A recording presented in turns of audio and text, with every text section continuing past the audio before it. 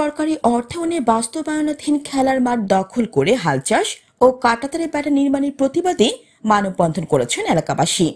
রোববার দুপুরে শেরপুরের নালিতাবাড়ি উপজেলা পরিষদের সামনে উপজেলার কলসপাড় ইউনিয়নের তারাকান্দি গ্রামবাসী এ মানববন্ধন করেন।